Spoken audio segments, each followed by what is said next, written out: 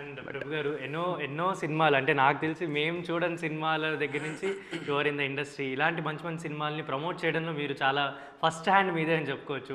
So మీకు రేవు already మీరు చూసేసి ఉంటారు ఫస్ట్ కాపీ కూడా. మీకు ఎలా అనిపించింది?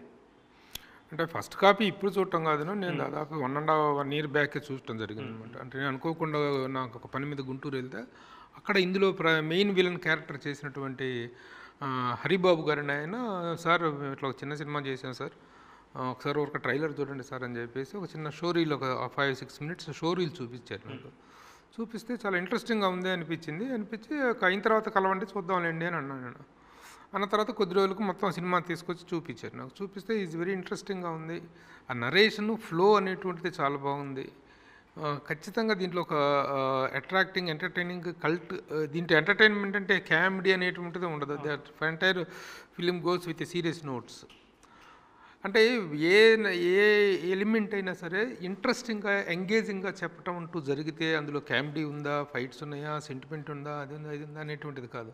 What ever the taken element ఏదైతే దాన్ని ఎంగేజింగ్గా చెప్పగలిగితే that is the success formula. ఆ విధంగా త్రూ అవుట్ ఒక ఎంగేజింగ్ కంటెంట్ కనిపించింది అనమాట. కనిపిస్తే ఇది ప్రమోట్ చేయాలి, మనం చేద్దామని మేము maximum we will help you to release the film అని నేను చెప్పడం జరిగింది. తర్వాత ఎవరి ద్వారా చేద్దాం ఏంటి అనుకుంటున్నాం, నాతో పాటు పర్వతనేని రాంబాబు, సినీ జోష్ అధినేత పర్వతనేని రాంబాబు, మేమిద్దరం చూసుకుని నిర్ణయించుకోవడం జరిగింది. దీన్ని ఎలాగైనా ఒక దారి చేయాలి దీన్ని అని అనిపించింది. ఇంతలో మేము we're looking for a person who can come forward to take it away అనుకున్నప్పుడు మురళి గారు కాంటాక్ట్లోకి రావడం జరిగింది. డాక్టర్ మురళి గుంజుపల్లి గారు, ఆయన ఎన్ఆర్ఐ. ఆయన చూసిన వెంటనే బాగుందండి, నేను ఐఎమ్ కమింగ్ ఫార్వర్డ్ టు, అదే నేను నవీన్ పారుపల్లి గారు వీళ్ళిద్దరూ కూడాను ముందుకు వచ్చి దీన్ని మేము టేకప్ చేస్తామని చెప్పేసి వాళ్ళు టేకప్ చేయటం, మిగతా అంతా కథ మేము నడిపిస్తాం.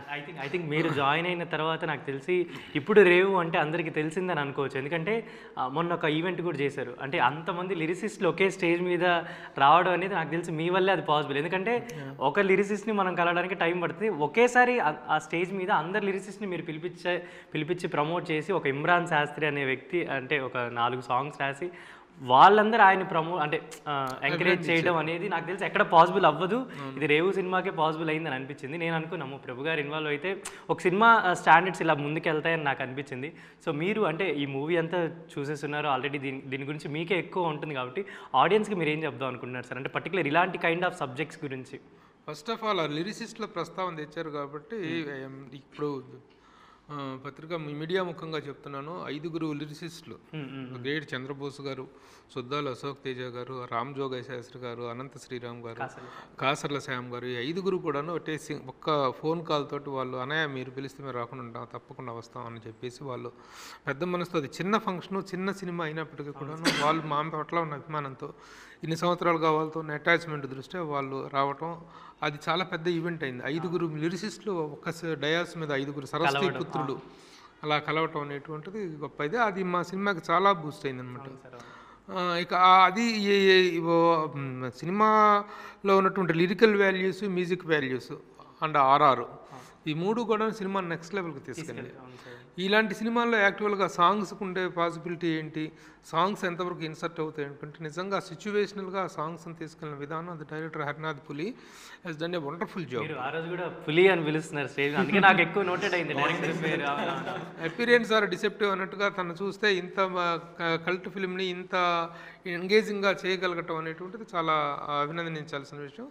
అది అందుకని ఆ రోజున ఇమ్రాన్ శాస్త్రి కొత్త లిరిక్ రైటర్, కొత్త తను చేసింది కానీ జాన్ చేసినటువంటి మ్యూజిక్ కానీ అని చాలా మంచి ఫెచ్ అయింది. దానికి తోడు ఆదిత్య మ్యూజిక్ అనేటువంటి ఒక అగ్రశ్రేణి ఆడియో సంస్థ సాంగ్స్ విని వెంటనే మేము చేస్తాం ఈ సినిమా, మేము ప్రమోట్ చేస్తాం ఆడియోని అని చెప్పేసి వాళ్ళు తీసుకోవటం, ఆడియోకి అద్భుతమైన రెస్పాన్స్ వచ్చింది.